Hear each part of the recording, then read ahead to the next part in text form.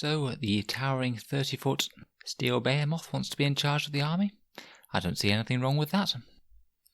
Hello and welcome back to Auspex Tactics for another Imperial Knight video. We're going to be having a quick look at Imperial Knight Warlord traits and weigh up their relative strengths and weaknesses on the battlefield. So without further ado, we're going to get right into it and look at the 6 generic ones from the book first. To start with, we have Cunning Commander, which allows you to reroll 1 hit roll, wound roll, damage roll or saving throw made for your Warlord. In addition, if your army is battle-forged, you gain an additional command point. Now this is actually a surprisingly reasonable trait. As it only costs 1 command point to buy in a second Warlord trait if you only have 1 Knight Warlord, then this is pretty much always worth doing if you're not going to buy in another Warlord trait otherwise. Essentially that command point that you spend on the Warlord trait will be refunded, and you get that extra bonus random reroll sometime during the game. It's not massively game breaking, but you could certainly use it to amp up his survivability just a little bit by rerolling a las cannon wound on you that's gone through your ion shield, or reroll that one attack that failed to wound with your Thunderstrike Gauntlet for example, so it's a nice little pick. Secondly, we have Ion Bulwark, which gives your Warlord a 4-up invulnerable save, which is generally one of the default picks out of the book. I would strongly consider this against just take-all-comers armies.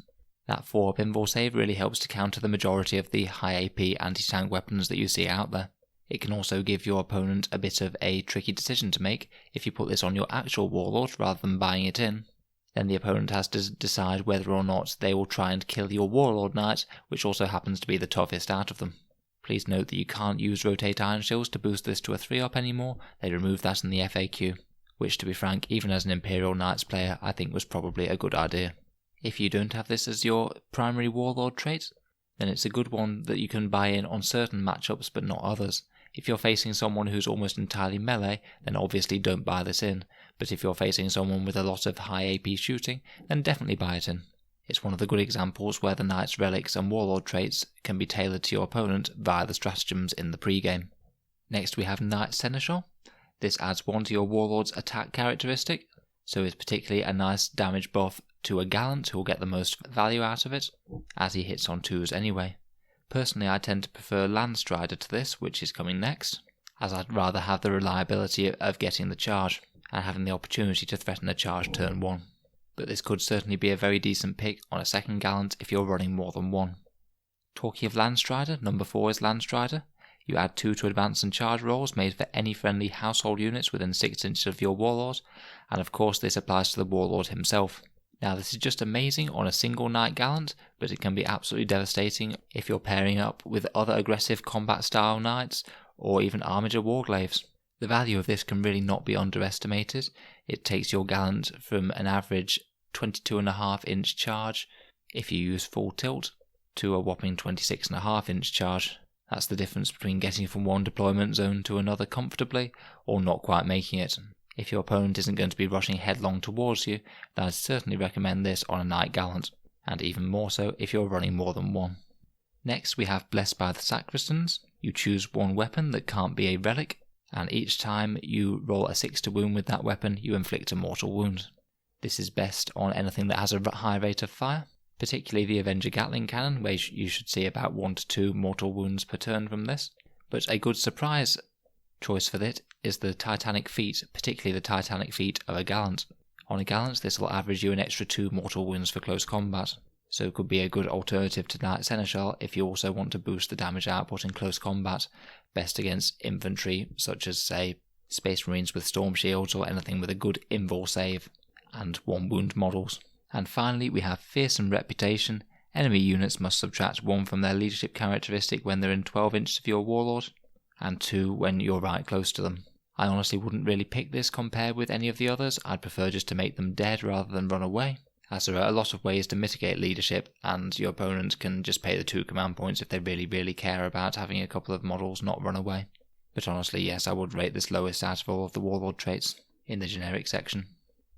So out of those, I prefer Ion Bulwark almost in every game, Landstrider if you're running a Gallant, always take Cunning Commander if you're not buying in one of the others instead, providing you're only paying 1 command point for it, and Knight Seneschal and Blessed by the Sacristans are good options for slightly increasing damage output should you want it.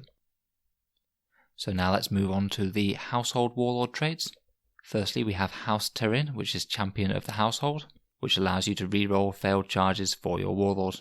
This synergizes very well with House Terrin's ability to roll an additional d6 when they charge and pick the lowest, meaning that your Warlord will have a very, very high average charge range of around about 9 inches on average, I believe. So this doubles down on House Terrin's ability. In all honesty though, I think this is suboptimal to Landstrider, and I would pick Landstrider beforehand because it does both advance and charges, and I think that this actually adds better to your charge range than Champion of the Household when you do the maths. Next we have House Griffiths, which is Master of the Joust. When you complete a charge move, one enemy unit within 1 inches suffers d3 mortal wounds on a 4-up. This is very underwhelming. 1 mortal wound on average per charge is nothing to write home about, particularly when you hit as hard as an Imperial Knight does. It's a very tiny benefit compared with, say, having 1 additional attack on your Warlord's attack characteristic, so choose Knight Seneschal over this. House Hawkshroud has Duty of the Forsworn. This allows you to choose a certain model in the opponent's army or certain unit, and for the entirety of the battle you'll add 1 to hit rolls made for your Warlord against that unit. If you are playing House Hawkshroud for any reason, then this is actually quite a decent pick, particularly on something like a Knight Crusader or Knight Castellan. Being able to single out its first target and make that target extra easy to kill can remove the nastiest threat to your army as quickly as possible, so it's not a bad trait if you're taking Hawkshroud anyway. But I wouldn't necessarily select Hawkshroud to use this trait, it's not quite that powerful. House Cadmus has reduced all damage suffered by your Warlord in the fight phase by 1 to a minimum of 1, and this would be great if it wasn't in the fight phase. It could be situationally good if you're charging your Warlord into a whole load of melee enemy units, but generally if Imperial Knights are in close combat, and that's typically a good thing, they'll often be a lot more threatened by focused enemy firepower than being hit to death in close combat. So I guess you could potentially think about buying this in if you're playing Cadmus, if you're playing a melee army, but both of those are quite situational, to be honest. House Mortan has Legacy of the Black Paw. This allows you to subtract 1 from hit rolls for ranged attacks that target your Warlord that are greater than 18 inches away. So you have essentially a -1 to hit Knight. This is a really, really nice defensive buff and is a genuine attraction of playing House Mortan. I think that in general Iron Bulwark will give you a similar sort of defensive benefit compared with this, and Iron Bulwark does work from being shot from a closer range than 18 inches, which is nice. The real advantage is that you could have this and Iron Bulwark on the table at the same time. So say you could have a Castellan with Iron Bulwark and then a Crusader with -1 to hit, to give your opponent some real target priority issues and not being able to kill both of these very, very durable knights in your backfield. Next we have House Raven, which is Master of the Trial. Essentially he ignores AP -1 attacks, so AP -1 attacks on your Warlord count as AP nothing. This is very situational. Some armies have oodles of AP -1 shooting, some of them will have absolutely none at all. So if you're playing Raven otherwise, you could think about buying this in against certain armies.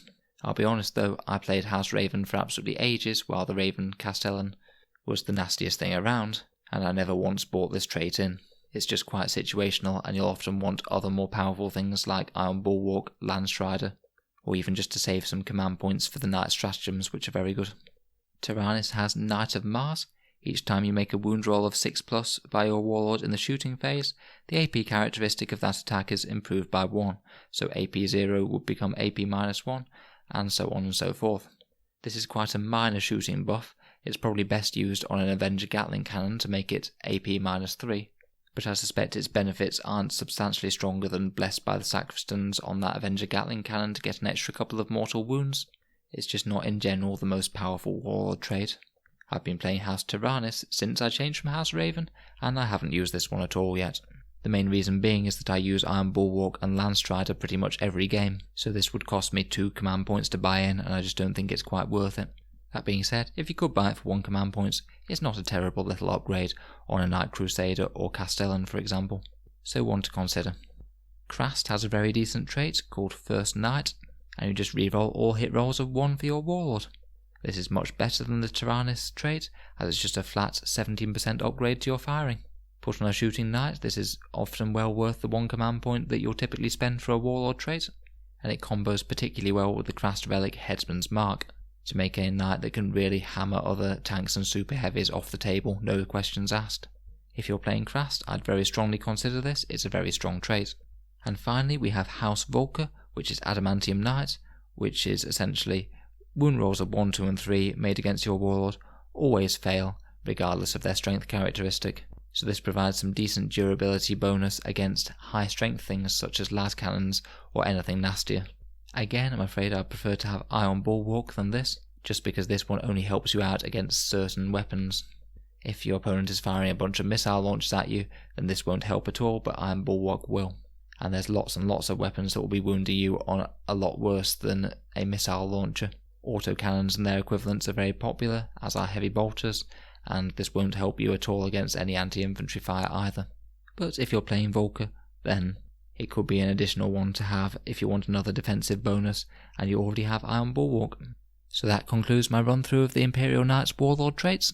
My top picks personally would be Iron Bulwark on virtually any knight, Landstrider definitely if you have a Gallant, the various melee enhancing ones if you want to increase your melee damage potential, and out of the household specific traits, Krast is by far my favourite just because it's so simple, so reliable and on all the time. The Mortan is certainly handy as well if you are playing House Mortan for those -1s to hit.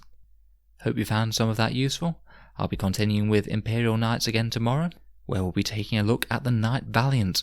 Feel free to subscribe to Auspex Tactics if you have any interest in Imperial Knights or Space Marine Tactics videos, and please let me know if you have any input on any of the traits down in the comments below. It might well be that I've underestimated some.